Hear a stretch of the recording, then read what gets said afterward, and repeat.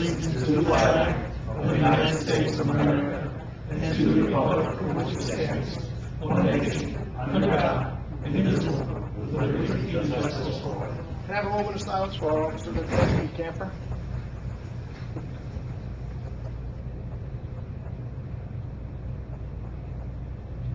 Okay, thank you.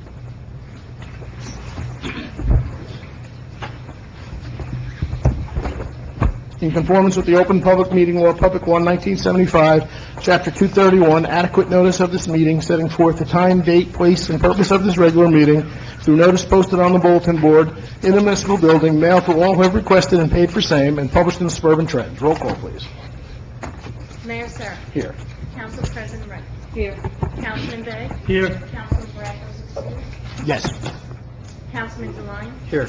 Councilman Jaconet. Here. Councilman Ben. Here. With us this evening is our Borough Attorney Joseph Ragno and our Borough Administrator Kevin Boyle. Okay, thank you.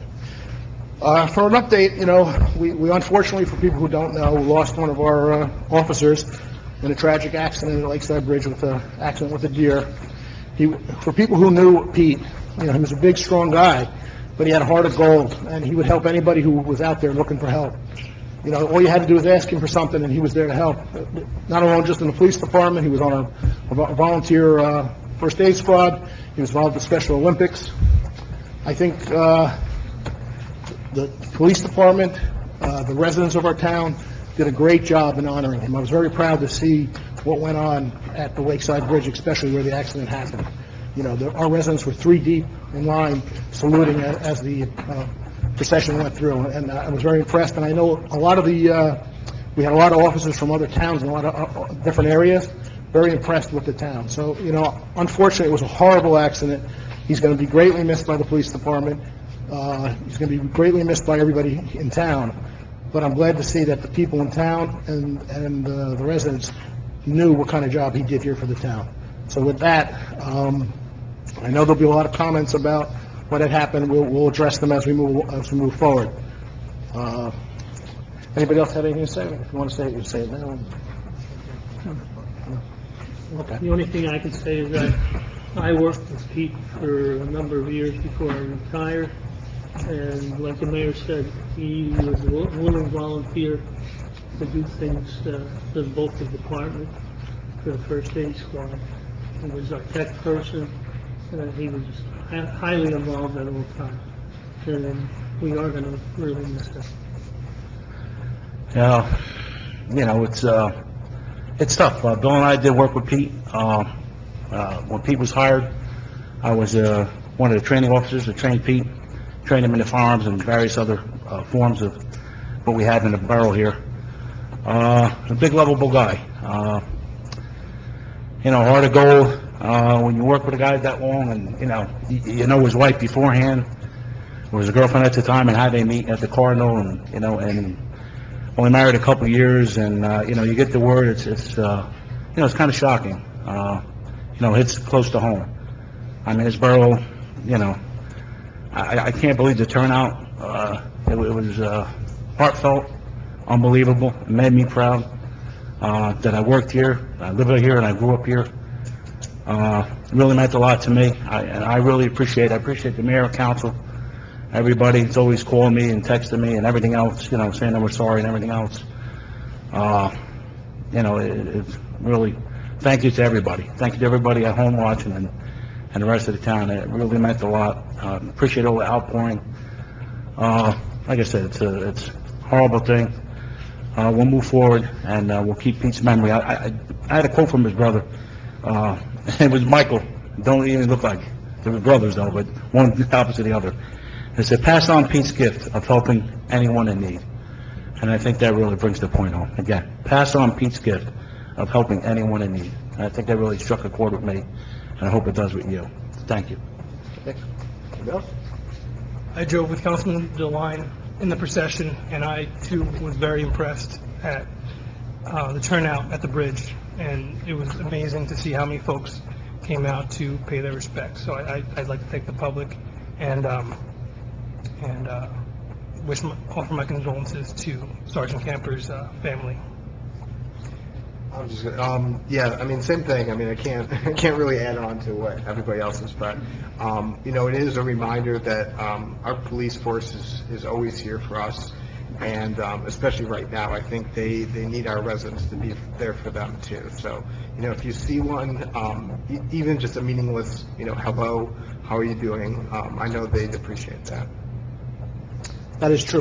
The one thing, the last word I'll make on it, besides everything else that are affected, you know, the police department's a family in its own. So it's like losing a family member for them. So, you know, the officers understand we still are having a tough time with this. This is not an easy thing for them. So, like the Councilman DeWine said, if you see one of the officers, just go say hello and say, you know, my heart's out for you, or whatever you want to say to them. I mean, I think they would appreciate that. Okay, I'd like to open the meeting for public comments. Do you have a motion? So moved. Councilman DeWine? Second. Councilman Bay? All in favor? Aye. Against? Anyone from the public like to address? You have 5 minutes. Please give your name and address.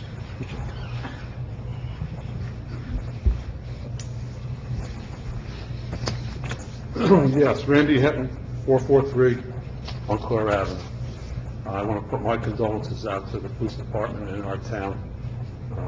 He was a great guy, and it was just ironic that I was looking at the town calendar for this month of August, was the picture of the police department. And between the first row, between the chief and our new captain, stood Pete in the second row. So it was just kind of ironic to be looking at the calendar today and see his picture. Also, we lost, or Joe Feinblum passed away. Yeah, that's right up. It was a sad loss, and Tim Duffy, our superintendent, lost his mom.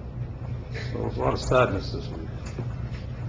So I want to give my condolences out to all. Remember this day a while ago, Frank, when we came up to the podium, we talked about our tax bill. We just got our tax bill recently. And Very impressed, weren't you? yes, I was impressed. But walking around, talking to the residents, they think that the increase in the taxes was due to revaluation. That's something that you have to address. I'm glad you told me. And let them know that it's not reevaluation yet. It's just a normal increase in the taxes. And the residents, a lot of them aren't sure about that. So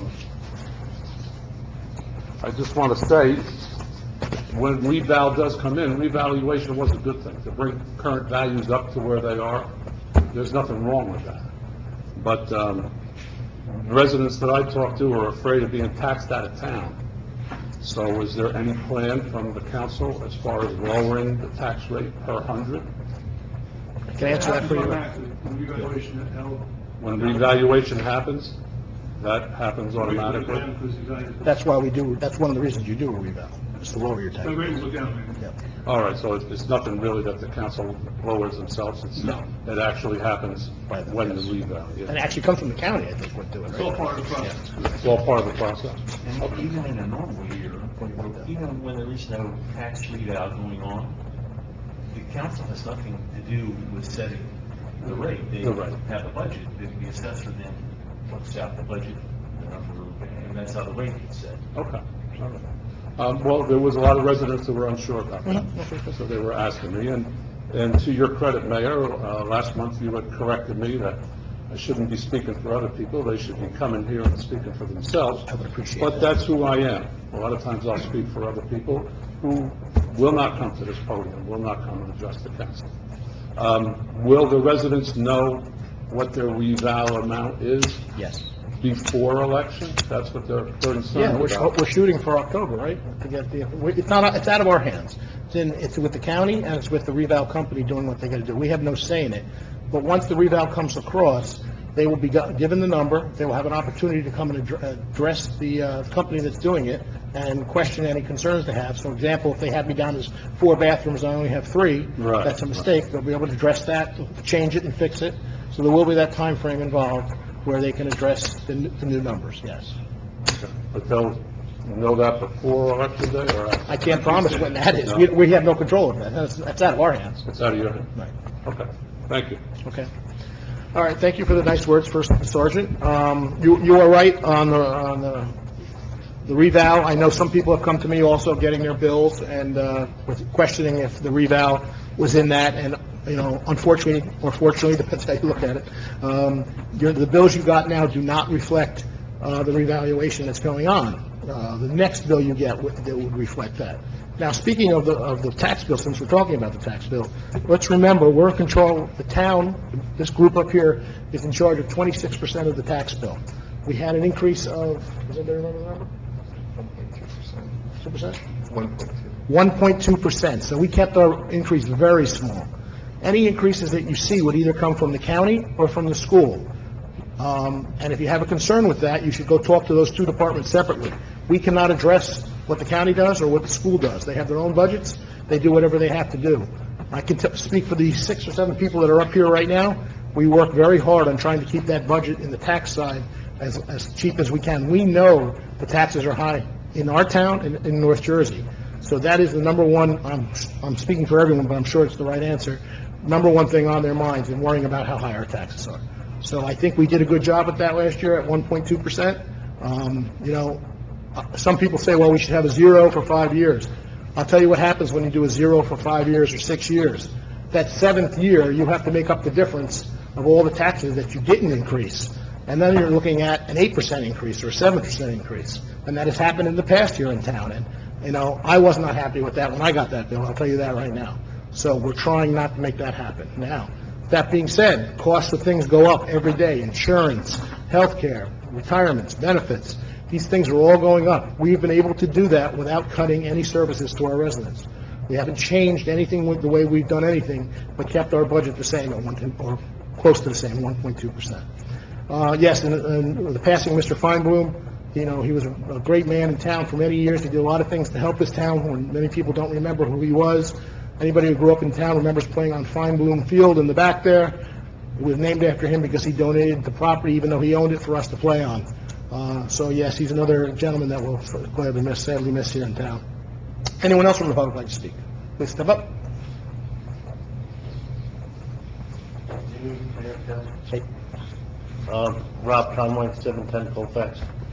I drive up and down Colfax a lot, and I've noticed that there's a lot of signs that say no parking, 6 a.m. to 11 p.m., Monday through Friday, except holidays.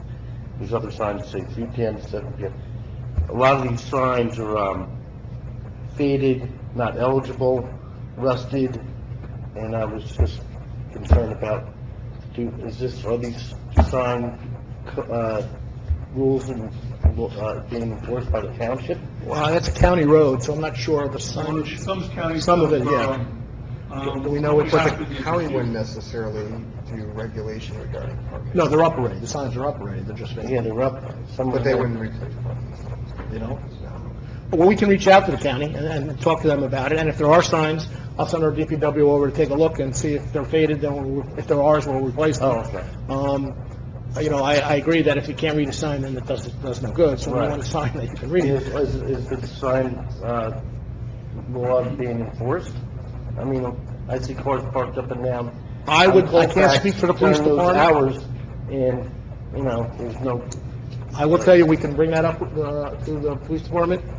I mean, I'm not trying to get anybody in trouble, but I mean, you know, No. if the signs aren't being enforced, take them down, or, No, we would if it's there, we're supposed to enforce it. So I'll have Councilman Begg reach out to the police department and just mention that to them, that we're, take a look at those again. I'll do it. Actually, it should be Frank. Oh, it's Frank? Yeah. Well, have Councilman Giaconetti. He's a better man anyway, so let's let him do Ticket it. to my comments. Secondly, there's another sign at 927 Colfax. The street sign is backwards. There's another sign at 303 Colfax. The sign, you can't even read it. It's not a parking sign, it's just I don't know what it is. All right, for those things, I'll reach out to, I will take care of it because Councilman Barranco's not here, he's the DPW. Could you just reach out to the DPW and have them check out the signs that are faded or backwards? You can straighten those out. That's our responsibility. Oh, okay.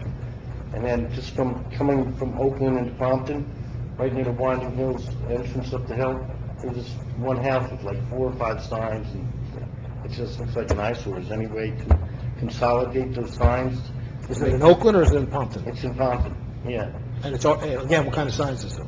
there's all multiple types of signs. I'd have to look, I don't know, I'm not familiar with it. I'll have them check the whole road. All right, check, You know? and I'm pretty sure that end of Colfax is the county on that end. No, No, that's that's- is that all right? borough, that's borough. Okay, I got it backwards, all right. Some just, Jefferson Honors County.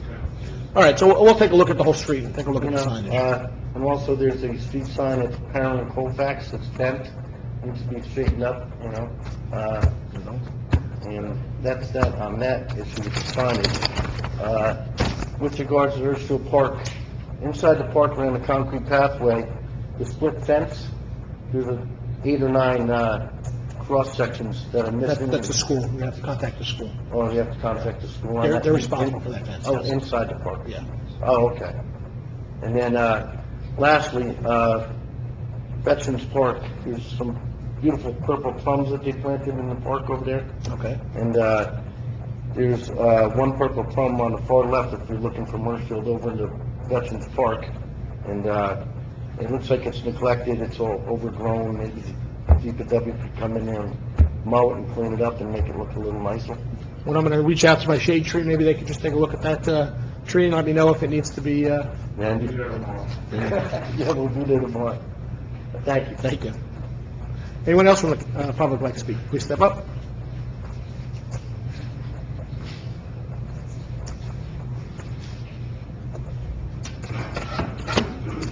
Maria Kent, 17 Glen Court. I also want to send my deepest condolences to the family of the officer, and a number of us were sitting in front of the municipal building, and we watched the procession, and I cried the whole time, and I'll probably cry thinking about it. So, very sad and tragic, and he will be missed. He was a great guy. Okay, so the other, last month in July, Mayor Sarah and I and Karen Murphy, who's the director of the recreational program in town, we met with a company named Easy Docks Unlimited.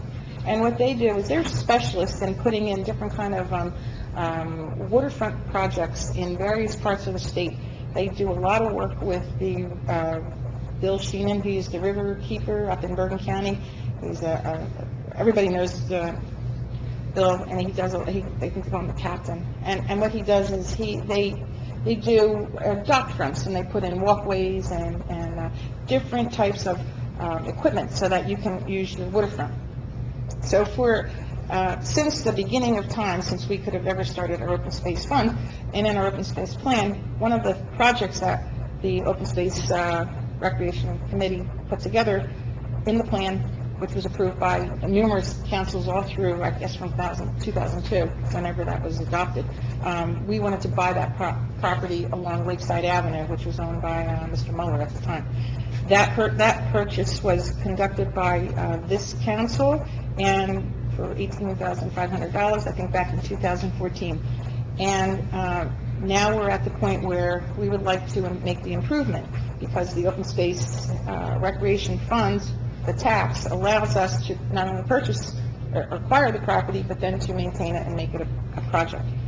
So with that said, we all met out at the dock site, and we had a quote, and it's not a real quote, but it was an estimate, so you can't hold the company to exact numbers, not just yet, but it was approximately 770 feet of floating docks, and all of these docks will be anchored with railings. There will be 2 brand new kayak, a special kind of kayak, brand new, where you don't get wet at all, and you can launch the kayak out into the lake. And the docks will have bump outs. They say 2 here, approximately 13 feet by 20 feet, and there will be several benches along the lake so that anybody can just sit and enjoy the view, which is probably the prettiest part of the lake that I like the most.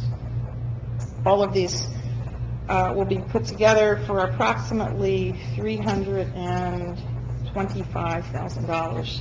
And that's, again, rough estimate. So I would, for years, we've tried to improve this property, and now that we have that, and we have the fund, I would like to see some type of, acknowledgement that we could actually use the open space money for this, an earmark, so to speak. And I think that would be an important thing. we've had a lot of sad news, we had some bad news, we've had, people are very concerned about the property values all over New Jersey, but one of the things that would absolutely be a good thing would to have a good recreation facility that would be for any age, not just maybe the children or maybe just seniors, but for all ages, because everybody loves the waterfront property is actually very valuable. It may even, the scenic views are they're priceless, and we can actually make this project work. But we need the commitment for the project. We have the commitment, but we need the earmark of the money. So that was the amount that they sent. I did forward this to you, Mayor, and to Councilman Deline. And I would like to know if you could, bring this matter to light and put it to bed, because I think what they said was about 2 weeks. So let me answer a little bit of that. Sure. First of all, you know I thought the project was very nice, and I think it's a great project. But you also know that there's many steps involved to get there. I don't think this has been vetted through the Open Space Committee yet. I don't think there's been a full discussion about that. I think that's the first step that has to happen. You're speaking for yourself, which is fine, but you need the open space to make a recommendation of what they'd like to see. Okay. And I don't think that's been done yet. We were going to do that this past month, but we didn't have a quorum. Right, so I think you're a little early coming to us first, because you haven't even heard from Open Space yet about what we want to do. And I will speak on my own side. But Open Space already proposed this, it's already been approved. This particular project it is an open space master plan to improve the projects for both. Right, but they didn't talk about the details and numbers and costs. No. And I think they need to hear that. That's very important. Yeah. And then my own personal opinion is, like I said when I met with you, we could do this in stages. Putting out $350,000 all at once is a big chunk of change. I don't think we'd like to do that. I can't speak for everyone. I have polled a couple of the council people, and they kind of feel the same way. But we're not there yet. I think we're way away from that still. I think it's a nice project. I think it will make the town look nicer, the lake look nicer. It will bring people down to that lake to use. But, there's a lot of other things that have to happen. I think we have to change the permitting on how the lake is used, so residents in town are the ones that get to use the lake, and not allow every resident from everywhere to come use our lake for free, because that's where we have the issues with traffic and parking and trailers, and building a dock system like that is just going to bring in more residents to use that where we don't have places for them to park. Local residents could walk, but if we don't have regulations in place, we can't stop people from coming from other towns to enjoy that, and we have no place to park them. Can't have them parking on the streets or in Chandler Court. So what I'm going to suggest, and I think I'm going to go over to Councilman Deline a little bit, at your next open space meeting, I think you'll be discussing this a little bit? Yeah, we'll be discussing it more. I mean, we've gone through, we've had discussions along Lakeside Avenue, and I think it just needs to be refined a little bit more. And you said that they can do it in 2 weeks. We can't do it that way because there's a public bidding process that has to take place. We can't just turn around and say, oh, $325, here's the one company that, talked to us. We have to go through a process. It's sort of the same thing that we had to go through the Morris Canal Greenway. We had to do a concept plan, and we don't have to necessarily incur all the costs from the borough side because there's Passaic County open space money that could be used as matching grants. So, as the mayor said, there's a process, and we'll go through it through the open space money. And I think, conceptually, the idea is great. We've talked about it before. But before anybody can commit to the idea of spending X amount of dollars, we really have to have a true accounting about what those dollars are for, by a line item that has to be signed off by an engineer. Right. We have to go, possibly seek other funds to do this kind of thing.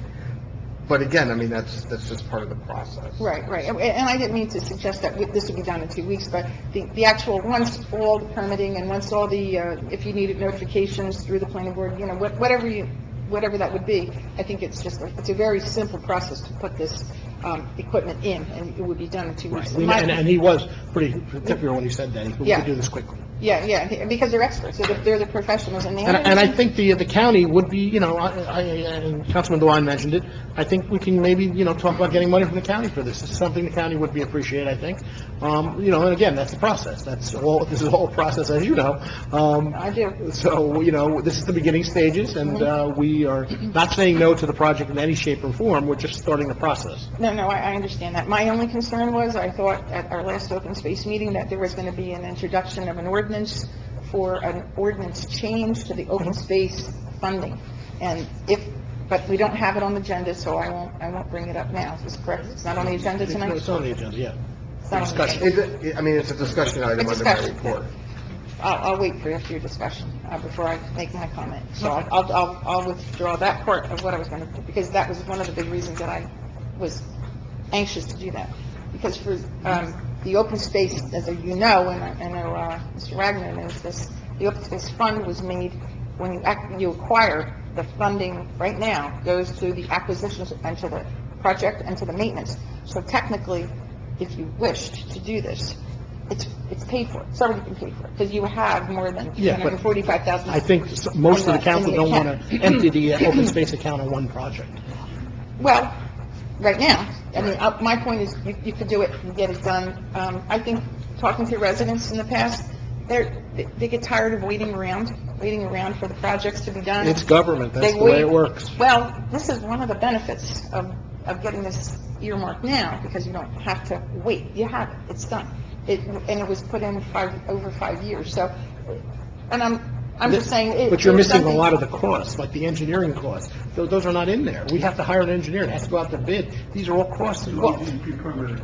DEP permitting, there's so many things. And that was one, they said they really didn't need one because it's not going to be a permanent structure. I don't know, but Well, I can that's tell what they you said. this. We're doing Morris County, I keep it 30 feet away from the hills, right, Eric? It's like 30 feet for the walkway, so I'm putting something in Yeah, the it water. depends on what state you're talking I'm about. putting something in the water, I think this will be a DEP permit problem. Well, there is a permit process. My concern is, we have the money in the open space for this project, and I would just like to ask you to, again, consider just earmarking that before we start spending money on I don't think that's other going to happen at projects. this time. You know, we have a process we have to follow first.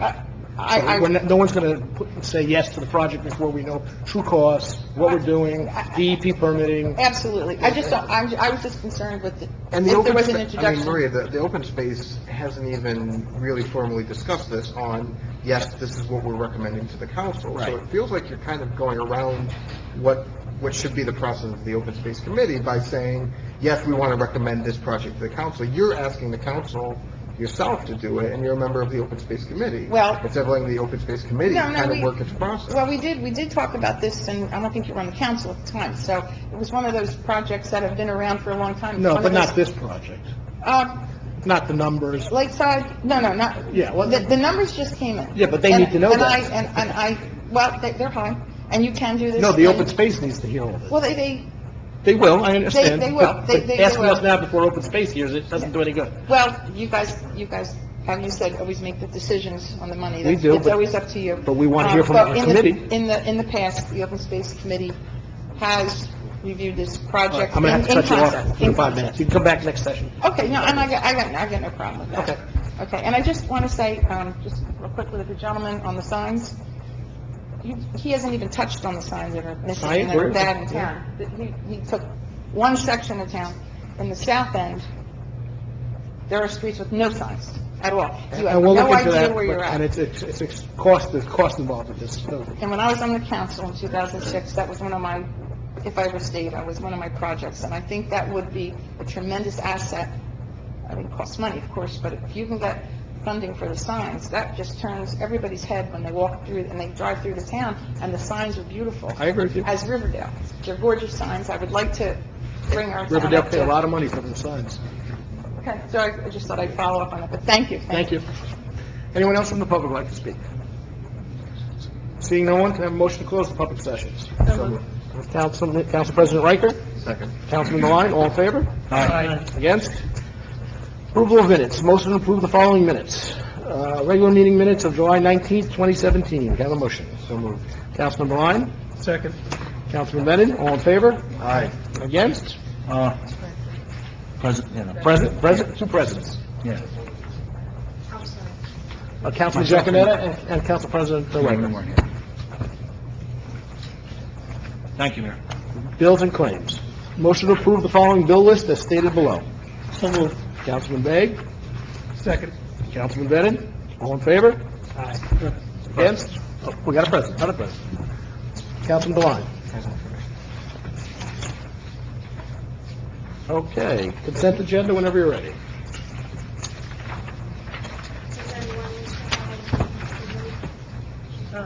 Number one, just for explanation. The only thing I ask is number 17158, not to be removed, but to, when it's signed, I can personally deliver it. I wanted to, he works with me, he's stage 4 cancer, he's getting 100% disability. Doesn't have much longer. He asked me if you sign it, a copy of it, or a copy of it. Copy of the check. Not the check, but I mean the ordinance. He just wants to make Oh, sure. just the ordinance? Yeah, when you sign it and Oh, yeah, yeah, that's fine. the clerk signs it, he just wants me to personally deliver Yeah, it that's to his wife and him. He's sick at home, he's got hospice, so he asked me that. Not a problem. At his wish, and I told him I would. Just a copy of the ordinance, that's all. Signed, Right. right. As far as the check, he's not worried about that. Resolution, I'm sorry, resolution, yes. All right? Yeah, no, Thank you. Check will be ready first thing in the morning. All right, can I have that? And I can personally deliver it to him, right? Right, it's, Smith is the last name, so it's some country. So, he doesn't have much longer, but I wanted to make sure that was his wish to me, right? I work with him, retired Patterson officer, so I wanted to do that for him, all right, as his wish. Thank you.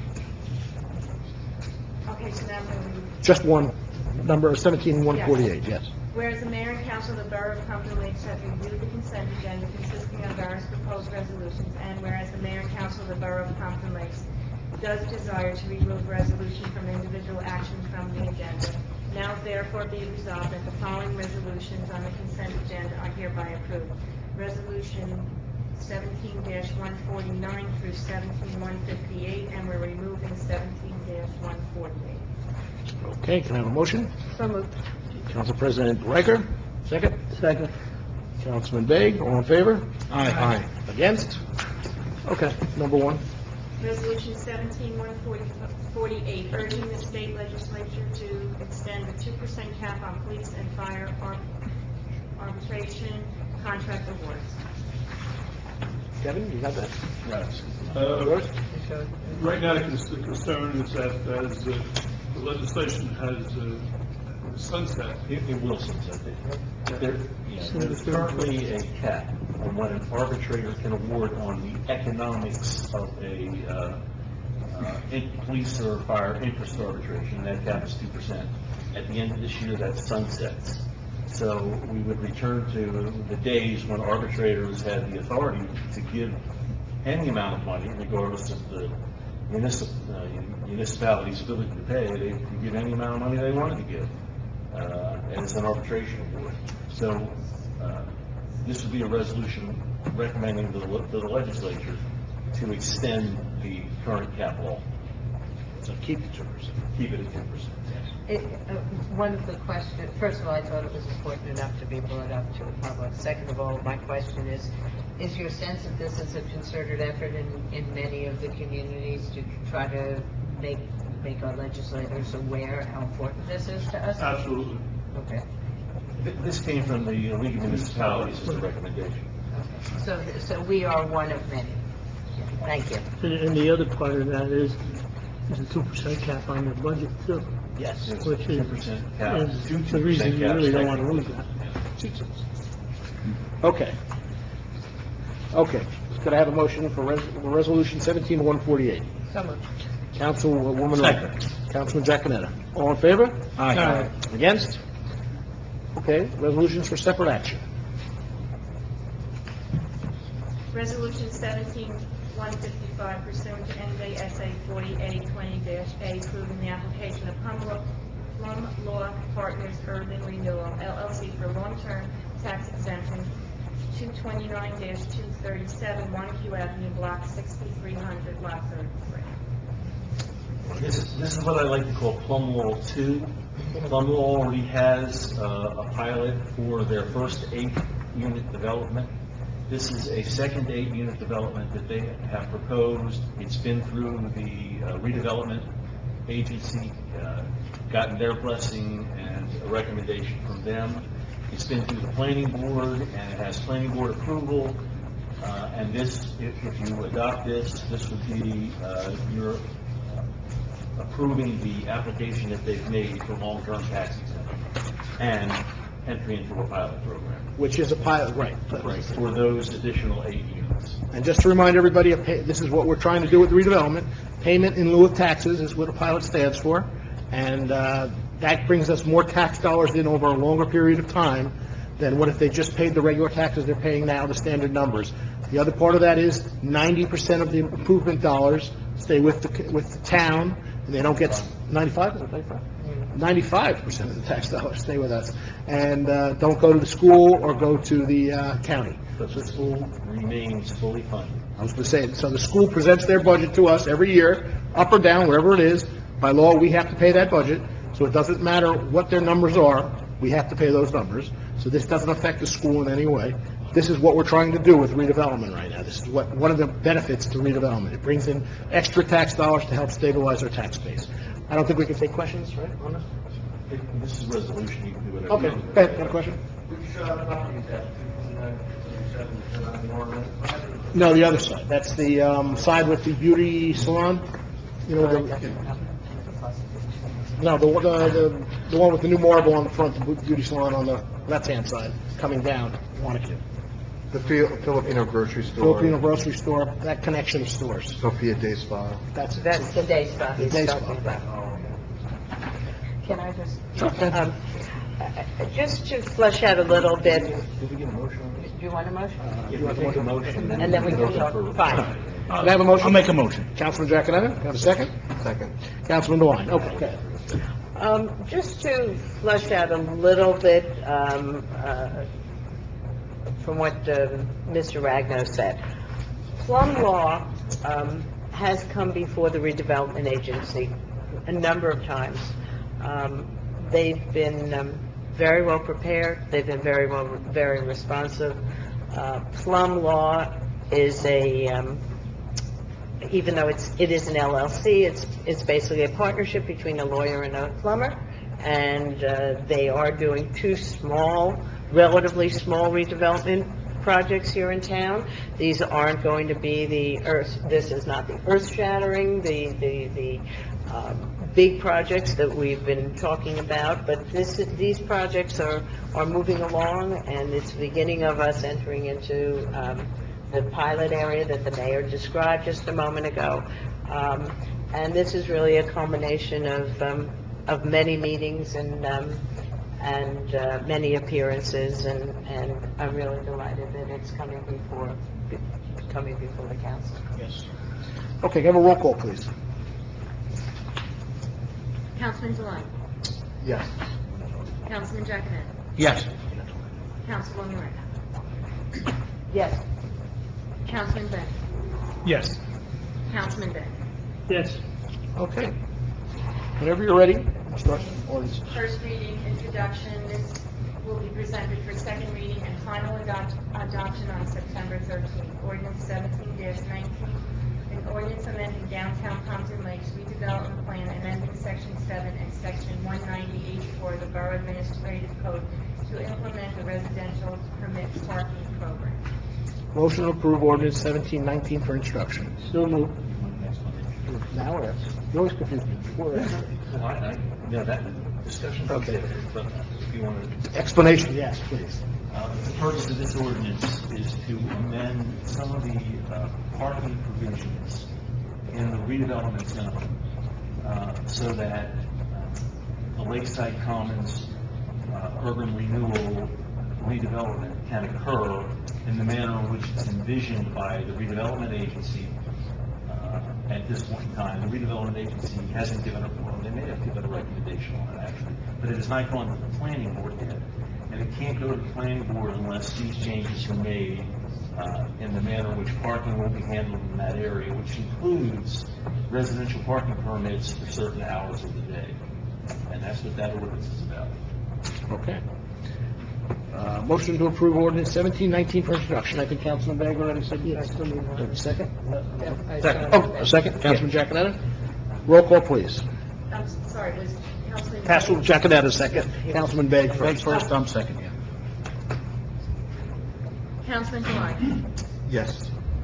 Councilman Giaconetti. Yes. Councilwoman Ragno. Yes. Councilman Bennett. Yes. Councilman Day. Yes. Ordinance 17-20, an ordinance authorizing tax exemption of payment in lieu of taxes in connection with redevelopment plan for part of Lot 6300, Lot 33, and adopting and authorizing the execution of a financial agreement for payment in lieu of taxes with Plum Law Partners Urban Renewal LLC in accordance with NJSA 4821. A few moments ago, by resolution, you approved the actual application for a pilot for Plum Law Partners. What this ordinance does is actually authorizes the tax exemption and payment in lieu of taxes in accordance with the redevelopment plan and the recommendations of the redevelopment agency for this particular project. And in addition, it authorizes the mayor and the clerk to actually execute the financial agreement, which was provided to everyone, which is rather lengthy, but it's the financial agreement which establishes the manner in which payments will be made over the next 30 years in the pilot. Any discussion on that? Oh, introduction? Yeah. Now you can take the motion. Motion? Oh, motion, okay, Councilman Japanetta, and can I have a second? I'll second. Councilwoman Riker? Now, we'll discussion. I have got discussion. No, I didn't have, I just wanted to make sure we got to the... Oh, okay. I'm sorry. No, that's what I'm It's saying. really a first reading. Right, it's a first reading. He's got a question that we haven't answered. Yeah, no, I know. I have a copy of it, I just, you explained it, thank you. Okay, roll call, please. Sorry, sir, thank you. Councilman Klein. Yes. Councilman Jaconette. Yes. Councilman Wright. Yes. Councilman Bennett. Yes. Councilman Beck. Yes. This ordinance has been posted on the municipal board and advertised. Ordinance 1718 for adoption. An ordinance amending 9083 of the Borough Administrative Code redevelopment block 6300 lot 34. When this particular piece of property was originally brought into the redevelopment area, it was approved with a restriction that property can only ever be used for municipal purposes. The municipality no longer has a desire for that, so this ordinance removes the restriction. It can now be used for any normal redevelopment purpose that is approved by the redevelopment agency, the planning board, and the council. Motion to open the public meeting for, oh, you had a question? Motion to open the meeting for public comments on ordinance 1718. So moved. Councilman, who was it? Councilman Devine and Councilman Begg. All in favor? Aye. Against? Anyone from the public like to talk about just this ordinance? Seeing no one, can I have a motion to close the public meeting for public comments on ordinance 17-18? So moved. Council President Riker? Second. Councilman Bennett? All in favor? Aye. Against? Motion to approve ordinance 1718 for final adoption. So moved. Councilman Jaconetta? Second. Councilman Bennett? Any discussion on it? Take have a roll call, please. Councilman Klein. Yes. Councilman Jaconette. Yes. Councilman Wright. Yes. Councilman Bennett. Yes. Councilman Beck. Yes. Okay, thank you. Well, I'd first like to start with the fact that we're starting to talk about redevelopment a little bit. Yes, they're smaller projects. Tomorrow there's a redevelopment agency meeting. I think there'll be some announcements of some other projects there tomorrow. So the ball is rolling. I mean, we started this probably 3-4 years ago. Wanacue was in the same process of doing a project. They started it almost 8 years ago, and they're finally getting final adoptions now on it, 9 years later. Like I've said from the beginning, I know this is new to a lot of people, but if you were to go around to the towns surrounding us, all the towns surrounding us are already in the process of doing these projects. We're kind of behind the scenes a little bit. The thing we have going in our favor is the fact that we have I know some people don't want to believe it, but a viable downtown that is, that people use with a working theater that you can walk back and forth. Developers are very interested in that. They like the fact that that's set up that way. And that's why we have developers coming and being interested in Pompton Lakes. Now, the reason we're doing this, again, I'm going to remind everybody, because we all said from the beginning of this meeting that the taxes in North Jersey are high, especially here in Pompton. This is a way we can help stabilize our tax base. If we get a big enough project where they're paying us $300,000 a year for 30 years, that money goes back in, and if we have to buy a fire truck or a garbage truck, or we don't have to bond for that, we don't have to borrow for that, we can pull out of some money that we have in our pilots to pay for those things, which then saves the taxpayers money. So I understand it's a blend, it's a mix of keeping what we have and bringing in new, but this is part of the process that we want to do and bring people into Pompton Lakes. I think this whole council believes, at the end of the day, it's a good project for the town. Okay, so under my report, Going back, it seems like it was forever, but we had a National Night Out here in Pompton Lakes. It was a big hit. I thank all the groups that were involved in putting that together, which was many. If you noticed, most of our police department and our town hall employees were volunteering their time to help behind the tables. It was well attended. There was a lot of giveaways, and a lot of things going on. One of the bigger nights out around, I would say. We had quite a few people there. So my hat's off to everybody who did that. It was really, as always, a really nice event. I performed a couple weddings. I always like performing weddings on kids that I coached in soccer, and now they're getting married. So it's making me feel old, but it's also nice to see that that's happening. I went to the senior picnic, which was at the Elks Lodge last Thursday. Always a great event. Love to see the seniors get out. I feel we sometimes don't do enough for our seniors here in town. I'd like to do more for them. That's a two-way street, though. I really do need the seniors to reach out to me or to the council and say what they're looking for and what they'd like to see come into town. Sometimes it's hard to identify some needs that they have there. And it's nice to be able to sit with the seniors on that day and kind of talk to them a little bit and see what they're looking for and some of the things they'd like to see coming forward. But all in all, the recreation did a great job. It's put on by the recreation department. Again, all our volunteers come and help out, help serve the food, help clean up. The recreation did an outstanding job with that. We have Pompton Day coming up on Sunday. We're building to our big crescendo for the end of the year. The recreation department's working very hard on that. We're trying to add a couple more food vendors this year. There'll be some different activities going on this year. All in all, we expect a lot of people in town, ending with fireworks at the bridge. Now, I will tell you this: for the first time, the Elks Lodge has offered their property to watch the fireworks from, where they've cleaned out all their property on the side of the Elks Lodge, and will be serving food from their kitchen while that's going on. So I'm just announcing that out to the residents, that the fireworks will still be shot off at the bridge where they were, and you could still sit where you were. But if you'd like to sit on the lawn on the Elks Lodge, you're more than welcome to go over there. They invited everybody to come over there and do that. So I thought that was very nice for them to offer that. Again, if you'd like to help with Pompton Day, please reach out to me. We're always looking for help. And I always have to remind people, at the end of the day, nobody gets paid for Pompton Day. We don't pay any employees. We don't pay any people to do. Obviously, when we're bringing in outside entertainment, we pay them. But anybody who works for the town does not get paid. The money we raise there is for our teen center and our recreation programs to run. So, it's a big effort, but at the end of the day, it does help run a lot of the programs here in town. And that's my report. Council President. Thank you. I reserve my remarks about the loss of Sergeant Camper because I did not know him nearly as well as some of the folks up here. But when we have a tragedy here in town, you become somewhat introspective and you reflect on the meaning of life. And as I was getting ready to prepare my report this evening, I realized that there was really a striking contradiction in that we had National Night Out, which is primarily, in our community, it's really an all-out affair. As the mayor mentioned, it was a huge success, but it's primarily a police-based operation in terms of trying to get the community, and especially the children, to realize that the police are their friends and to get comfortable with them. And our National Night Out was really a huge success, and it was very much a high moment of the summer.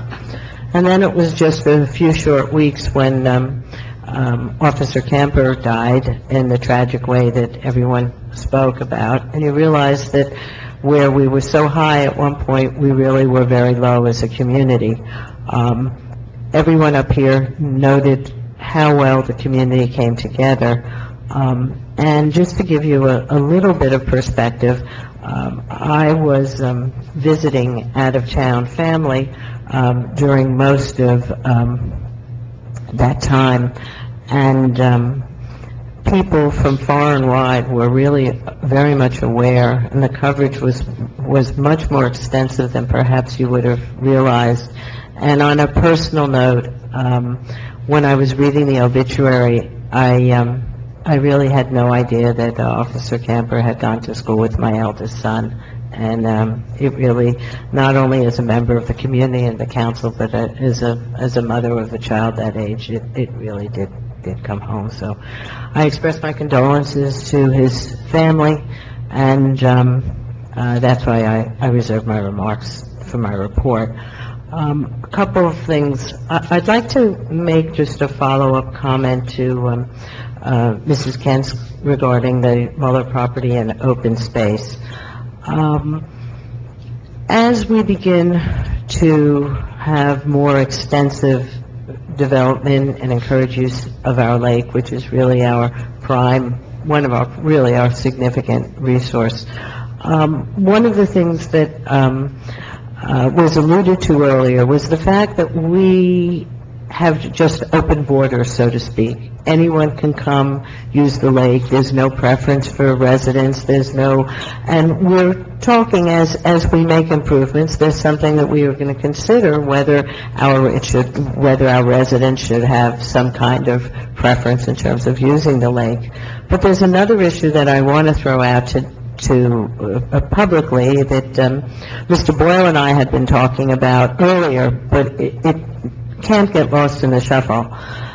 As the lake gets used more and more, we need to be cognizant of the fact that we have no enforcement on the lake, and boats could travel too quickly. And if we're talking about increasing kayaks, if we're talking about increasing canoes, if we're talking about increasing usage and people launching their boats, we need to keep in mind that we need to keep it safe.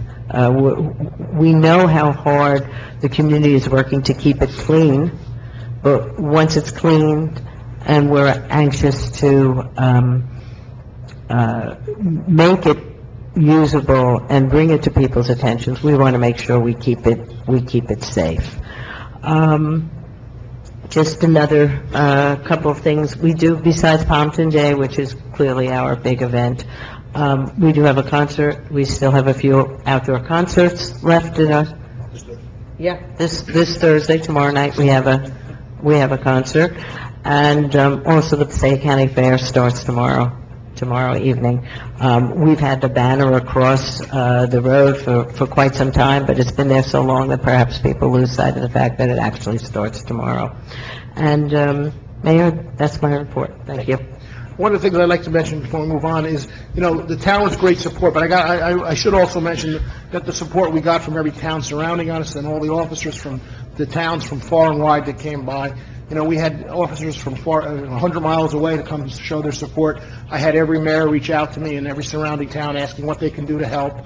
And I will tell you that at one point we used Riverdale's police department, because obviously our police department wanted to show their respect, so they all went, and they covered the town. Between them and Wanacue covered our town for us during that time. So there was a great showing of support from everybody around us, and all the men in blue and all the support staff with them. They really came out to show their support for that also. Councilman Doyle. Thank you, Mayor.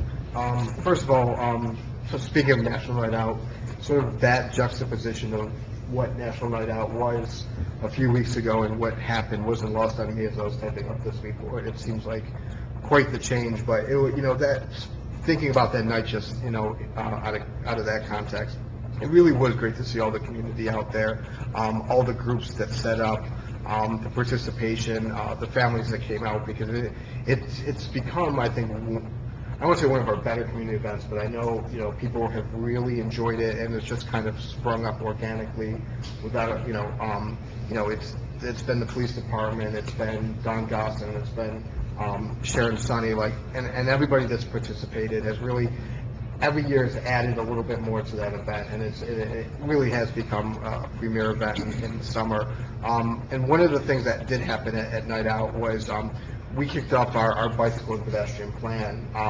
The consultants working for New Jersey DOT were out there. They had a tent.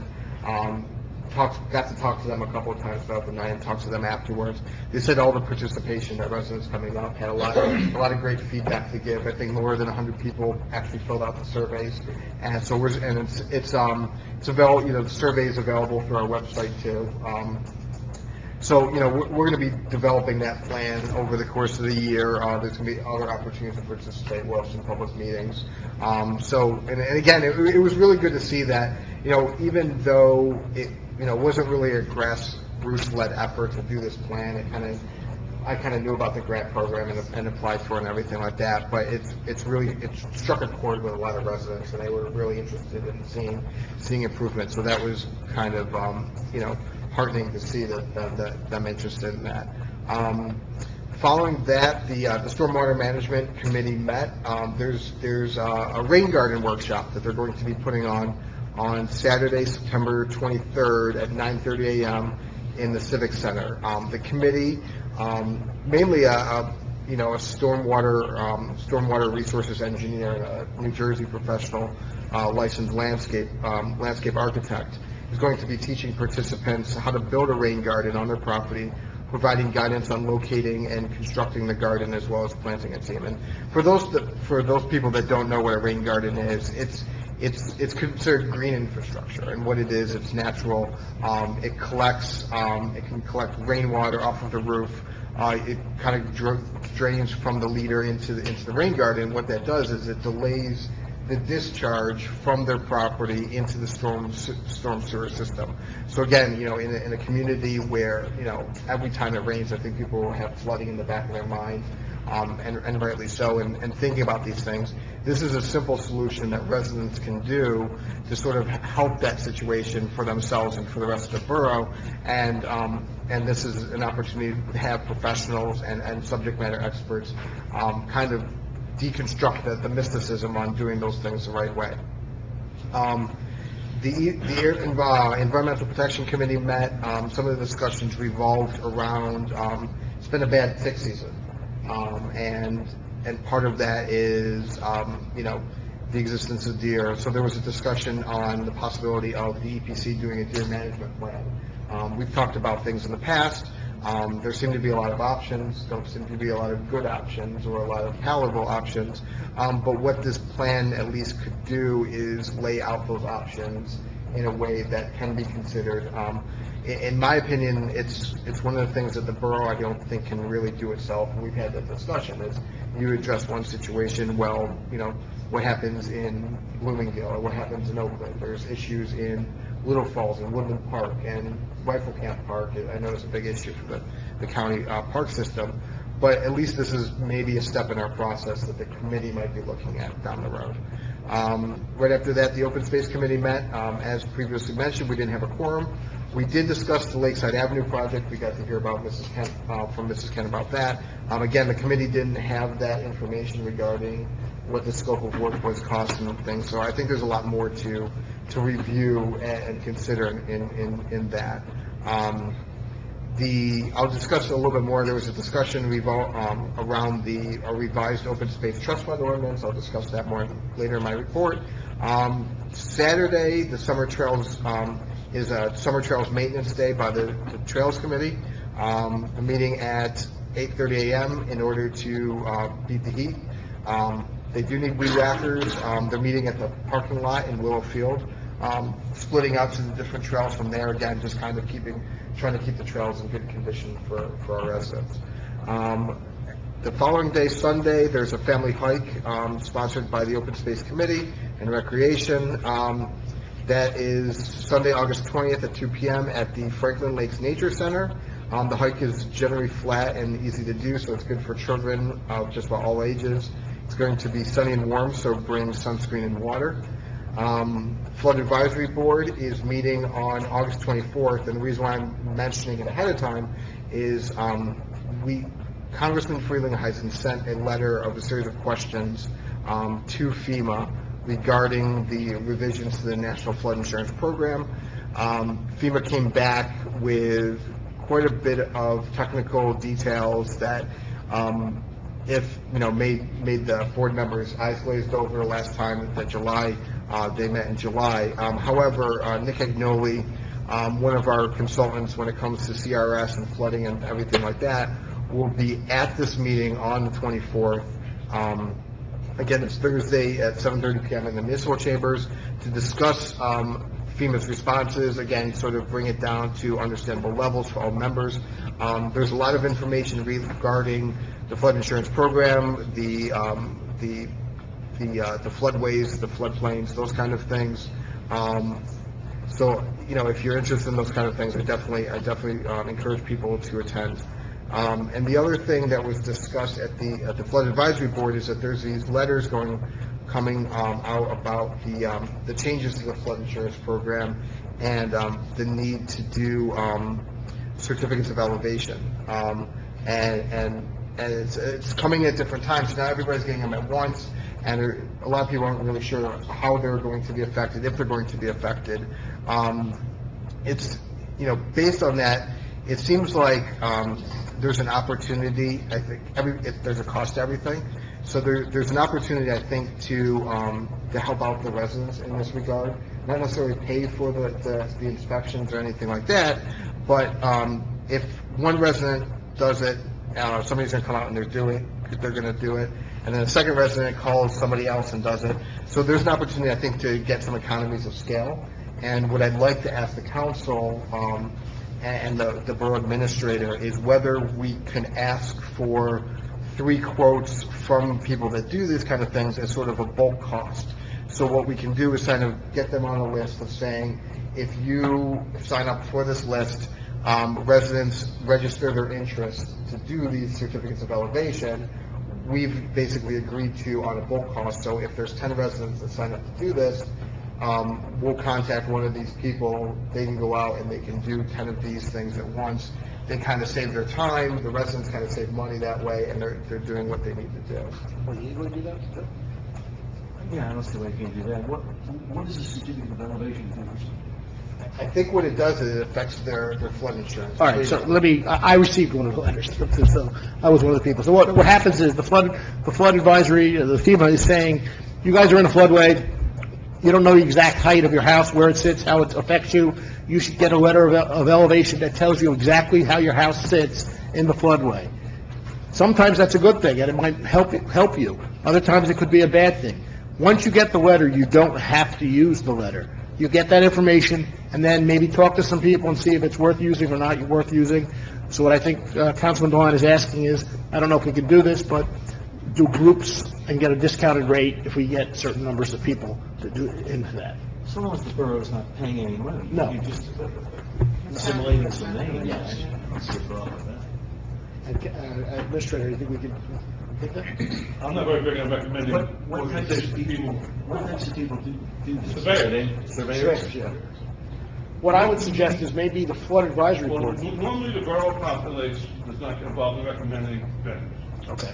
Don't do that. No, I wouldn't recommend, I think if you got a list together. But the flood advisory board on their own could reach out if they wanted. Well, the And, DEP has a list of surveyors that they approve. Well, then that's. all right, so we should use that list, I would think. Whoever maybe not chose, you take Colin out of that list and Well, I think the idea too is to get an agreement with, maybe not an agreement with these surveyors, but get an idea of saying, rather than have these residents contact them individually, again, get sort of a bulk quote of saying you can generate 10 or whatever number. Ask Nick how to do that in Bloomingdale. Okay. Nick did that in Bloomingdale with the resident map members versus the elevation.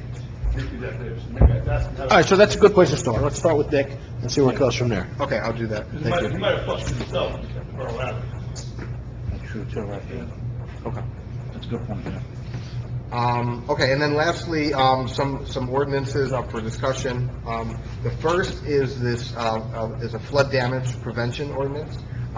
What this is right now, as if you're in the floodplain or floodway, and there's a certain percentage of home improvements that you can make to your house, up to 50% of the house value.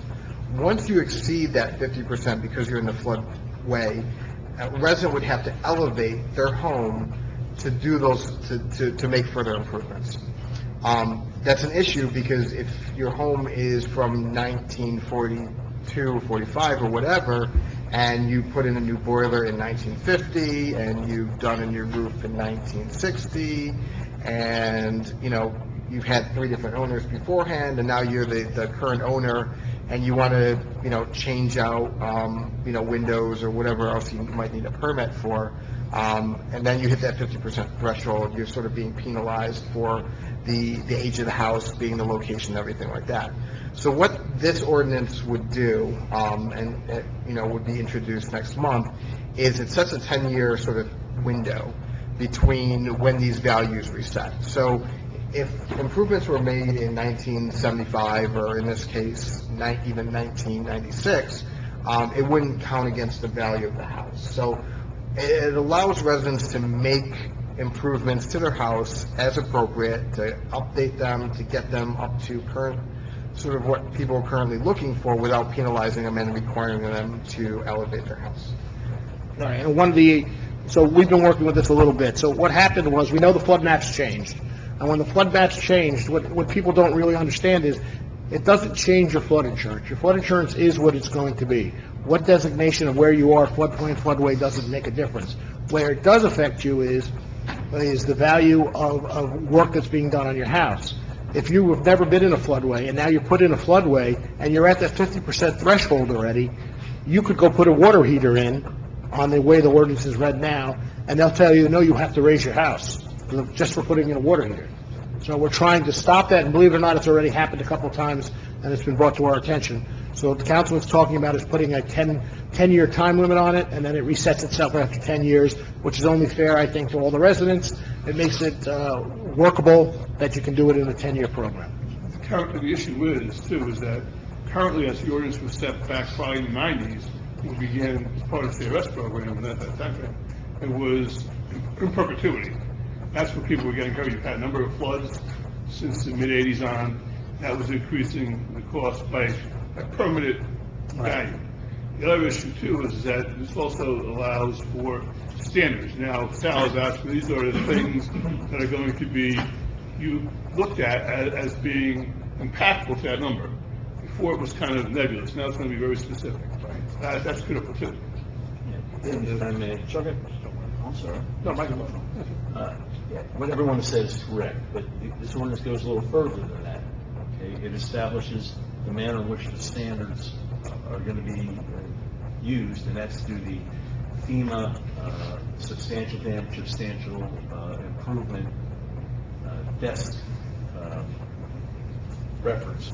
There's a manual, very long manual, and it provides guidance and direction to the construction people in a municipality as to what is included and what is not included in improvement or substantial damage. That's the first thing. The second thing is, it does in fact take the 50%, and instead of it being in perpetuity, as everyone has said, it's a 10-year rolling window. So whatever's done 10 years or 1 year ago, that rolls off, so that people aren't stuck, as the councilman said, being locked into a specific amount of money over an indefinite period of time. The next thing it does is it establishes the manner in which value is determined. The value of a home is determined.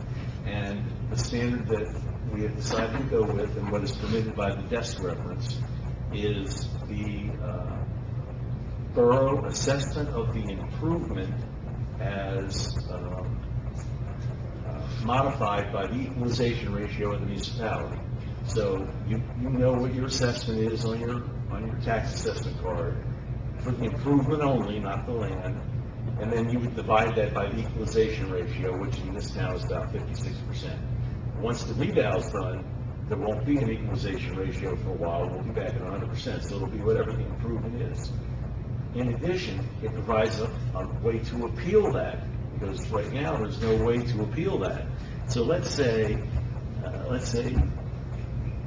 you don't agree with your assessment, you think it's too low. Believe it or not, people might actually, while people want to argue that their assessment's too high for tax reasons, they may want to argue it's too low for improvement reasons in a flood zone. So this provides them an out. It will provide them with the ability to get an appraisal by a qualified appraiser, and will be required at the borough to have a list of appraisers. And they can bring that appraisal to the borough, and that will be what would be used for the improvement value on appeal, so that they're not stuck with what they might think is an inappropriate assessment. And other than that, it pretty much mirrors the language that's already in the desk reference for exceptions. There are exceptions. Health, safety, and welfare exceptions are accepted out of the 50%, and the development of historic sites might be accepted out, things of that nature. So it does do exactly what the councilman, and the mayor, and the administrator said, but it also goes a lot further in providing guidance, and direction, and the ability for the construction department in the borough to more accurately manage what has become a difficult situation for the borough. And last but not least, we do not lose CRS points. It's still, Right, keep us in our CRS rating. So I'm glad you said that. The whole thing was developed with the mayor, with Mr. Boyle, with Eric, and with our CRS engineer, so that CRS would not be impacted. We could have said, let's have a 5-year rolling window. The problem is, that would have made our CRS points drop, and we would drop to a different level of CRS. So our discount would not be as high. Right, so we wanted to develop an ordinance bringing everybody in, all the players into the process, so that CRS would not be impacted, so our residents would have the benefits that they have today without losing them. Okay, does any council members have any questions? No, that's awesome, thank you. Okay, Very good. so we're good to move forward. Lastly, Lastly? lastly, There's a lastly? There's a lastly. What we've discussed earlier is the potential for a revised open space trust fund ordinance.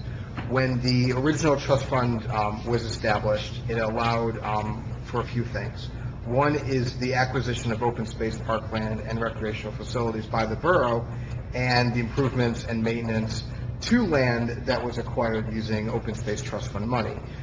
So in this particular case, as Mrs. Kent referenced, Lakeside Avenue that was acquired using open space money, well, a field that was acquired using open space money could be approved or maintained using open space money. However, other parks like Hirschfield Park, Stiles Park, all those things, any improvements or associated activities related to those parks could not be improved using open space money, which, when you think about it, is a little counterintuitive, and I think most residents kind of think about open space as open space, regardless of the mechanism of acquisition. This ordinance would create the flexibility required to do that. So under the change, there'd be five items, and before I go into that, the open space, there was a previous version. The Open Space Committee discussed it, and one of the goals was that they understood that there is a need for that flexibility to extend it to more recreational facilities in Pompton Lakes, but they also wanted to be protective of the original intent of the Open Space Committee. So as a result, we had some discussions. We came up with sort of 5 categories of funding related to the revised open space ordinance. First being the acquisition of open space parkland and recreational facilities by the borough, which basically stays the same as it was before. The second is capital improvements to open space parkland and recreational facilities by the borough. So that would be extended to any park, any open space, any recreational facility within the borough, regardless of how it was acquired, and capital improvements being basically brand new facilities, things like that. Reconstruction up to 50% of the cost. So again, if you're replacing a ball field, it funds up to 50% of that reconstruction. Again, it's not to empty out for projects related to replacing them, but also to fund when we have some major expenses regarding that. Same thing with restoration of recreational facilities for natural disasters. Again, not to exceed 50% of the cost. So if we had a flood and we had to reseed fields, redo fields, things like that, the Open Space Trust Fund, which previously could not do anything regarding that to certain areas, would be able to fund up to 50% of that restoration. And then finally is the preparation of plans or studies related to open space, parkland, and recreational facilities not to exceed 50% of the cost. So anytime that we have, oh, I'm sorry, preparation of plans and studies. Preparation? Yes, up to 50%. So anytime that we have to do engineering specifications or some kind of plan to submit for grants and things like that, the Open Space Trust Fund could not previously pay for. This change would allow up to 50% of that cost to be borne by the Open Space Trust Fund. All right, so just a little update on some of that information, just to catch everybody up. Open space, there is a tax to all residents for open space on your tax bill. It's it's a penny per what? Penny per thousand. So, over time, that does add up. Now, that is going to change a little bit, because when the reval goes through, we're going to get actually a little bit more money into our open space account. Now, every town pretty much has an open space account where they use that money to try to save open spaces in their towns. And at the end of the day, that's what we're trying to do with that. We don't want to overdevelop any one area, and what Councilman DeWine is suggesting is loosening the reins a little bit on the way it was written previously, so we can use it in different areas in town, keeping the whole idea of open space intact, though, as we move through those different steps he just listed. This is not to build buildings. This has nothing to do with redevelopment. This has nothing to do with purchasing a building to move on a town hall or anything like that. This is just about open space, but giving us a little more flexibility. Yeah. So with that... I agree also with the board came up with open space with the 50%, which is, I guess, I feel a good compromise. Yes. You're not emptying it out, and you're coming up with that, so this way you keep the original intent, like you mentioned, but also you can, move on to other projects. Right. But you're only using 50% of it.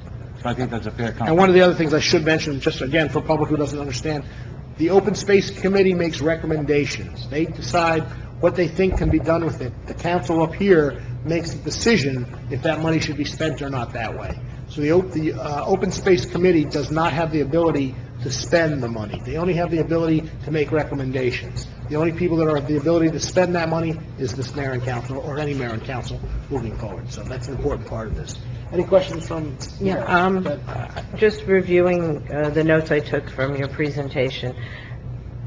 Acquisition, I assume, was part of the original ordinance, correct? Are the other items 2 through 5 amendments? They are amendments, correct.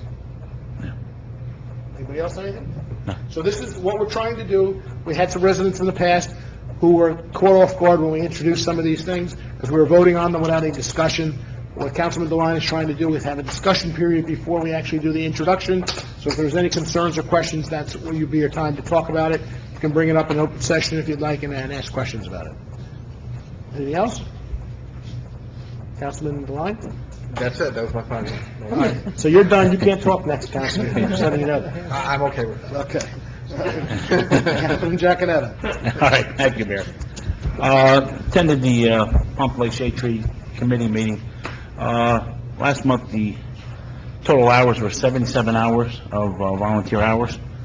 And also wanted to, try not to single out anybody, I wanted to single out Pete Waltieri. We had a couple of residents by my neighborhood had problems with trees that were into the wires. The shade tree went out and measured them originally, but they were actually part of the homeowner's responsibility. It wasn't the borough's responsibility. So what happened is Pete, through his diligence and contracted with JCP&L, because he wishes to work for Verizon, got with them. They came out, looked at it, and was able to get the trees down because it was close into the power lines. So they did get the trees removed because it was a safety issue, and we're concerned about that. So he did do that, and I wanted to, point out that he did the job, went above and beyond, and wanted to thank him for doing that. But again, they had 770 hours of total. Well, as a reward, I have good news for you and the shade tree Yeah. group. I'm sure the administrator is going to bring it up. We just received a grant for $30,000 for replanting trees. All right. There you go. Very good. So we'll be planting a lot of trees in the next near future. That's good news. And I thank the administrator and our Yes. Sue Scabone for our grant writer for helping us get that. It's a pretty large chunk of change for a small town for planting trees. So That's great. And let me tell you something. The committee, I was there. They spent hours on it, putting those dots all over, going through everything. They did a lot of work, and it's paid off. Congratulations. That's awesome news. That's good to see. So we were just talking about that the last meeting, Hey, we gotta approve where we're gonna plant and everything, we're discussing that, so you guys have input, try to, a little input, but and we'll try to get it going, so that's great news. Thank you, Mayor. Thank you, Kevin, too. Also, just wanted to, real quick, said before, National Night Out was a wonderful event. If I'm not mistaken, when I was on working, maybe even Captain Begg ran it. Actually, Captain Begg was one of the, got it off the ground. The originator. Was originator. So it's going back, well, I don't want to say it, but it's going back quite a way. But we used to be on the street, we would pick certain, communities, towns and streets, and It was done through the Block Watch Association. that's right. One of the really motivators was Margarita Sora. And, That's right. She was really very good to work with, and we got it off the ground. We used to hold it down in Stiles Court and over in West Lenox Ave. We Yeah. talked about that, Mayor. Yeah, before he was even mayor, yeah, that was, yeah. It's actually the first position I held in town. That's right. As you a did. block captain. And your kids were very young, yeah, so that was going back that far. So it goes back probably 15 years, Oh, at least, yeah. at least. But I knew you were one of the originators, because I was on at that time, of course, we're going back a little bit, but thank you, Bill. You started a good thing, and look what it turned into, Yeah. No, what they have today. It's the goal amazing. was to centralize it, and that's what we did. Yeah, and I can tell you, everybody moving forward, I mean, Liz, everybody out there, everybody here from the borough, all the workers here, everybody out there, all the stores that donated, the fire department, those kids love running that water. I tell you, my kid can't get enough of that. So, I mean, from everybody, all the vendors, everybody was there. Great night, great time. It's such a good turnout, so it was all awesome. I also attended the senior picnic, and I know we talked about, Mayor mentioned, I know a few people mentioned the bus. So we didn't have a bus driver. So come next year, I do have a CDL. So if we can't get somebody, I'm more than happy to volunteer. All right, so that's a big, and that's one of the things we were talking about with the seniors. I know what we're talking about, Some of the yeah. seniors could not make the picnic because they Right. couldn't make it there, and we Yeah. didn't have a CDL driver until I now know that our councilman is a CDL driver. So we'll be able to use you, hopefully, next Absolutely, year yeah. to drive the bus to get some of the seniors. No there. problem. That'd I'll work just make out sure well. they buckle in and hold on tight. I'll get in there. Little show and lunch, you know what I mean? So, What we were able to do is bring some of that back to the senior center. yes, thank you. We dispersed that amongst the residents there. It worked out very well. Yeah, thank you for doing that, Food yeah. disappeared quite quickly. Yeah, it was good, again, Karen, everybody down there, Liz even again, was there. I tell you, Slip Brands is all over the place, I tell you, I get a lot of questions. She's always quiet, but she's always out there doing a lot, and everybody did a wonderful job serving out. I hope they had a good time. I know I walked around, everybody was happy, so kudos to everybody that volunteered and made it such a success. The fire department for July had a total of 36 alarms, total alarms, and then for the past several months, there's a total of 184 alarms altogether, and that's everything lumped in together. They didn't break it down for me, but had a total of 184 alarms. So those guys are down there, they're busy and always doing a great job. Proud of them, I tell you. First day's by everybody. And then lastly, like I said, I said a lot, with Pete and everything, and with Sergeant Camper, and again, I just want to reiterate from everybody. I mean, from the fire departments, from everybody, all the residents and everything else. Cannot believe how wonderful and special, how much it touched me and my family and everybody that was there, and all the guys, even the retired guys. I mean, Bill and I retired. Bill was with the first aid squad, had the uniform on there. I had my uniform on from up there, but all the guys were retired. We had about 10 retired guys coming from Florida that worked here with Pete when he was on, that came from different parts of the country that were there. And for the retired guys and everybody there, it was heartfelt and warming to see that. 'Cause these guys are gone, and people coming up to them, oh, hey, Sergeant, hey, Lieutenant, hey, Cap, I remember you, remember the old times, and it was really wonderful. I mean, how the residents, treated us and everything else like that. Again, it was wonderful, and I just wanted to thank everybody from the bottom of my heart. Thank you again for everything. Thank you. And just for the residents that don't know, there was a 3.5-hour wait to have a viewing at the wake. And our residents and everybody else who was there waited patiently on the line, and it started raining a little bit, and they just stood in the line with the rain. 3.5 hours. Some people 4 hours waited on the line. So that's a long time to wait on the line. So I give them respect for that, too. All right, Councilman Bennett. Thank you. I attended a few meetings last month. Friends of the Library, They can be found at PL Library Friends on Facebook. They put together events and whatnot to bring folks to the library. So if you're an avid reader, please look them up and look to go to one of their meetings. Their next meeting is September 6th at the library at 6 p.m. For instance, last month they had author Will Mara come out and talk about his new book called Fallout. It was an interesting book. I also attended the PLRYO meeting. There's a beefsteak fundraiser in Tricky Tray on October 7th at 7 p.m. Also, the pep rally will be at Carlo Field on Friday, September 8th. It's always a good time. I also attended the open space meeting with Councilman DeLine. He pretty much covered everything that I would have covered. No more talking about the open space. Yes. Historic and Rec were canceled last month. National Night Out, fantastic turnout. I stayed till the very end pretty much, and last one probably had the most number of people stayed till the very end, so that was impressive. I also attended a senior picnic, met and chatted with a bunch of seniors I hadn't met previously. And, one thing I want to mention is I am now in possession of the Little Free Library that Girl Scout Troop 96380, my daughter's troop. Basically, it's a little, how do I describe it, a little box.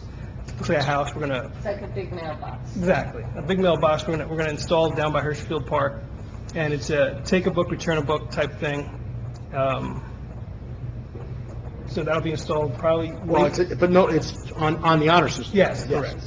Correct. It's on the honor system. So if you have any extra books, you feel free to leave them. If you want to read a book, grab one at your leisure.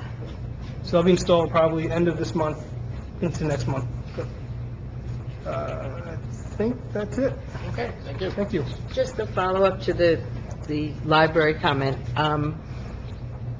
You're talking about installing one box in Hirschfield Park. In my daughter's community in Pittsburgh, the program has existed for a number of years, and you will walk through her neighborhood, and every 10th or 20 houses will have that box. So if you finish reading a book, you pop it in, you take it out, and it's a very, very successful program. So I'm delighted to see that the Scouts have taken it on. Good. Thank you. Councilman Begg. Thank you. I received the Pompton Lakes Riverdale First Aid Squad report for the month of July from Chief Daniel Cantrell. There were 102 calls for the month of July, 42 in Pompton Lakes, 29 in Riverdale, and 16 duty calls in Wanacue. There were 58 medical emergency calls, 16 trauma calls, no CPR calls, 8 motor vehicle accident calls, and 3 fire calls. As mentioned earlier, we have the concert tomorrow night at the library lawn. It's Jersey Sound, and it's sponsored by a law office of Joseph Fortunato, Robert Fortunato. That's fun law. Yes. Yes. And I just have to say that the concert series has really been very good, and we have at least one more coming up in the next month. National Night Out is probably one of the most successful nights I've seen for National Night Out since it started. Very large crowd, many participants. It's really nice to see it working out so well. And it's a chance for everyone to get to see their neighbors and to get to know the police, the fire department, the first aid squad. Very good. So very appreciated seeing that happen. Sergeant Camper, there's not much you can say about Sergeant Camper. He's a great guy. We got along very well together, and he took care of me at my retirement party very nicely. And we had a good night, and won't forget that. And my best to his wife Christine. She's on the first aid squad. She's another volunteer. His mom and dad are the greatest people in the world. Dad was a police officer, his uncle was a police officer in Wayne. Really good, a good family. And sorry to see what happened. Our prayers are with him. And last, because everybody's brought up the night out, let's remember what the night is about when the night's, night out, is to get to, let the residents of our town get to know our police officers on a one-on-one basis, to know them in a little bit more of a personal setting, and to also watch out for your neighbors. That's what part of this is about, keeping an eye on your neighbors, keeping an eye on your neighborhoods, and I think we do a good job of that in Pompton Lakes. We're always watching out for one another, and, you live in a neighborhood, you want it to be a safe neighborhood, so that's what it's about, making a call if you see something suspicious, and hopefully you know the police officer because you've met him in National Night Out, and, you say, look, something weird is going on over there. Professional reports. I have no report, but I believe we should have a closed session Oh, I forgot. on negotiations. We have one closed session on negotiation. Administrator's report. Just a couple things, Mayor. I've already provided the governing body with a copy of my report through the email. The first thing I provided them was a redevelopment timeline. Joe did a very nice job putting together a approval process timeline for redevelopment. I think it'd be good if we all kind of kept an eye on that, because it kind of helps us know where we are in the process, and that this is the rather strenuous process, but it does help to kind of put it in better perspective, because we really didn't have a handle on who was doing what in terms of when it was going to the redevelopment agency, planning board, where all paperwork was. It seemed to kind of lost in morass, so. There's a lot of hands in that pot. Well, that's the question. So this kind of helps the hands put it in the right direction. I'm pleased to announce that Terry Malone, our municipal court administrator, has received her certification, and that's a very important and very well-deserved honor. In fact, that the state Supreme Court actually votes on the certification of all individuals who become certified municipal court administrators. So it takes a while to get there, and it's actually endorsed by the state Supreme Court. Well, I can tell the governing body that the long road is over, and we finally received our NJDEP permit to get back into the rivers. When you look at the original map that was put in place by Jeff Morrison, we began this in 2015. Late in 15 until 2015. As you know, last year DEP made a little of an administrative error and approved the permit, but did not have the public notification, public comment period, and that created the delay even further. But now we do have the permit in place. We will be able to work with all three rivers through the municipal boundaries of those rivers. The last permit was very limited to certain portions of the rivers.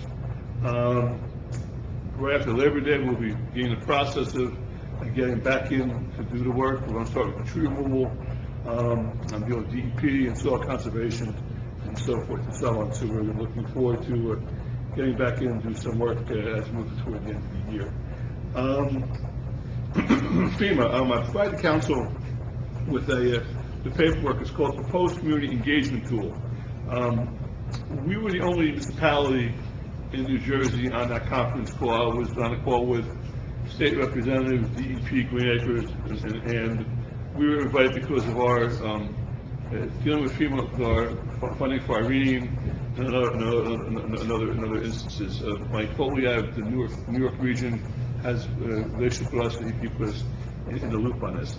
What they're trying to do is, moving forward, is to be able to have a tool in which, let's say there's a natural disaster, and they start coming into Pompton Lakes.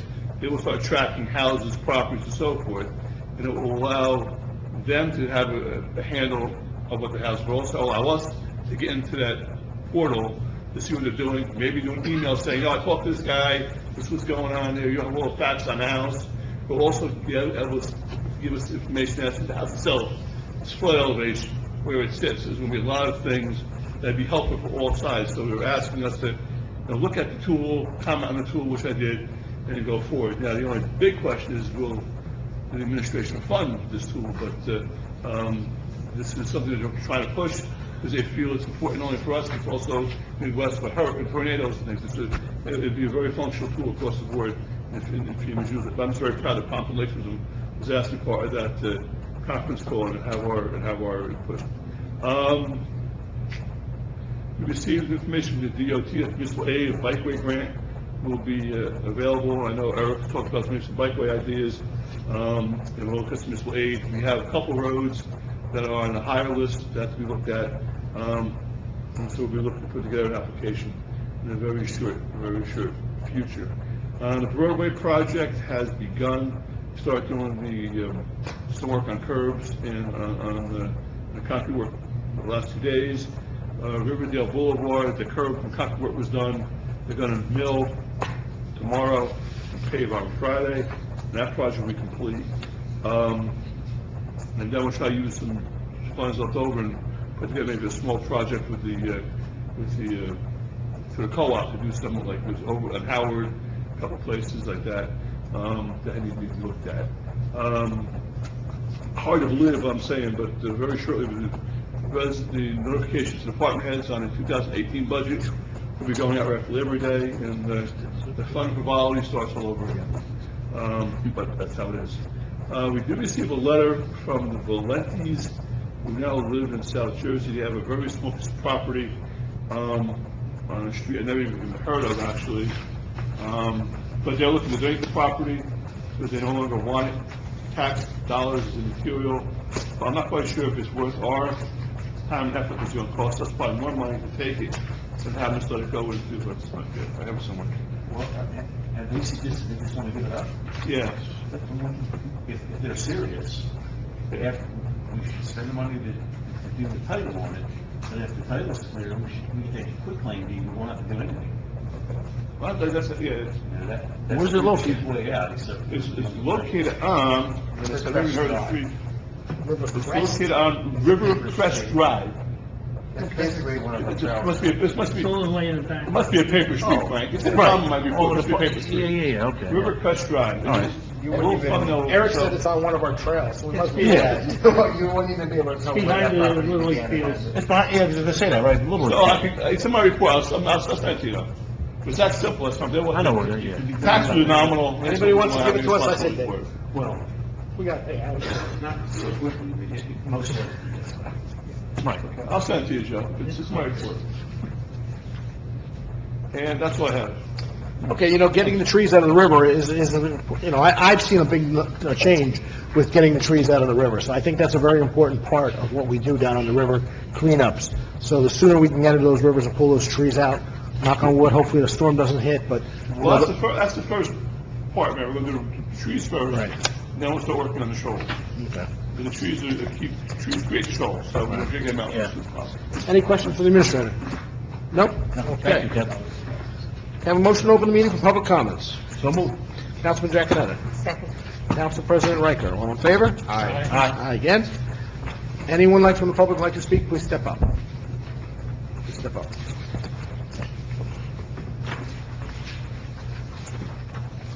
Yeah, Randy Hinton, 443 Montclair Ave.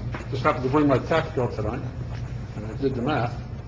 It was not 1.2% increase, it was 1.5. I think it was 1.2. Just We'd have to check that. Your math might have other numbers that you're looking at. No, I can't do math, so. Also, now, open space, like you said, that is a tax, and that the council does have control of, correct?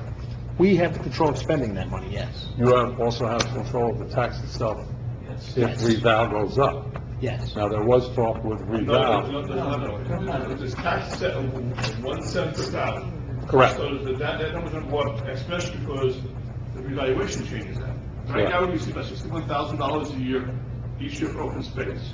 Okay. If the reval comes in, basically, we think we could probably double it. It'll probably end up being $20,000 a year instead of 61. Nothing will change, it's still But 1%. the 1 cent's the 1 cent. That's Right. nothing changed. So the council doesn't have control to lower that? If- Council do anything We they can, want. we can lower it, sure, yeah. Oh, okay. But, open cut space, that. by 1 penny every 1,000. I'll give you the 5 cents, and that would be 5,000. You can bring it to half cent. Then Right. you wouldn't double the open space fund. Right, but that's not saving the taxpayers any real money. Okay.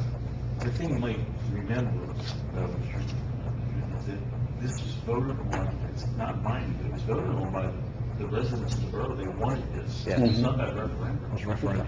mean, it's not something that a governing body just chose to do. Oh, I know. The residents I know, it was voted. wanted an open space tax. Right, I know. It also should be noted that you can't really receive much DEP grant funding as you have in open space in many cases. And that's why most towns have the open space law.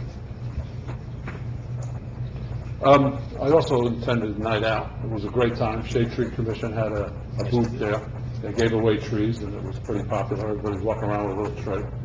I want to thank R&M Hardware. They donated a prize that we raffled off there. So that was very nice of them.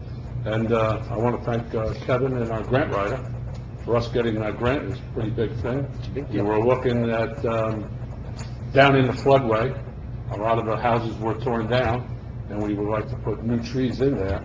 And now by getting this grant, we can do... Can we put new trees? We can do the money dance. Right, Frank? That's right. We got the money, so... Yeah, that's good. It's a great thing. It's excellent, yes, yes it is. Listening to Councilman Devine, he made a comment about certificate of elevation. I talked to some homeowners in the south end of town, and that's almost like a crapshoot. They get their certificate of elevation, which is very costly to them. Someone had told me it cost them $800. And then it could lower their her flood insurance, but it may not.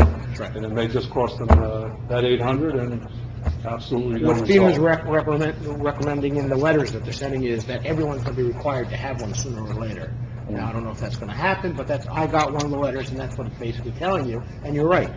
It doesn't necessarily mean it's going to make things better for you. It could, but you'd have to research that after you got the elevation letter. Mhm. Yeah, this homeowner was pretty upset about it, you know. Also, you were talking about Mrs. Kent and Mr. Conway were talking about the signs, and you mentioned about costly on signs, but that's part of our community. If the community needs new signs, we have to put out the cost for them. No, what I meant is Riverdale replaced all their signs with a different type of sign. That's very costly. Yeah, of course, any sign that's missing or damaged we would replace. Riverdale replaced everything they have with the new, at one time, I don't even know if it's still pushing, they were pushing for those larger signs. Is that still happening? Actually, I think there was a state statute that was passed that requires the larger signs to be replaced. Right, I don't remember if it's still happening. Yeah, by FHWA. And I also attended the senior picnic. It was a good time. Anytime that Frank hands me food, that's a good time. He did a good job doing it. Of course, Liz told him how to do it, and she was instructing. Maybe gave you extra, too. Kind of guy. Frank listens to Liz, so. But, let's see. Also, I just want to say in reference to our sergeant who passed, Jim Paleo, who was from our Shade Tree Commission, on his own in his garage, made up that sign that was at the first aid squad. And he went there that morning, and Sergeant Kemper's still in our soul, the sign said, and he put all the flags there, and I just want to give him credit for doing that. He just did One that of on the his residents that own. did a lot of nice things. And a lot of residents did a lot of nice All right. things. I want to thank him for that. All right, thank you. Thank you. Anyone else? Seeing no one, can I have a motion to close the public session? So moved. Councilman Vague, Councilman DeLine. All in favor? Aye. Against?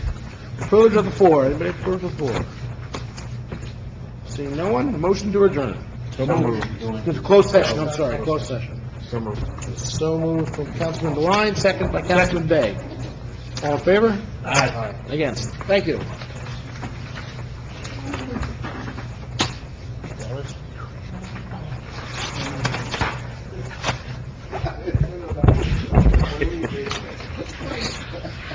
Not, hey, Mike?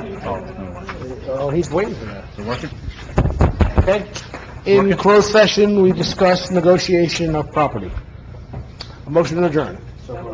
Councilman DeLine, Council President Riker. All in favor? Aye. Against? Okay.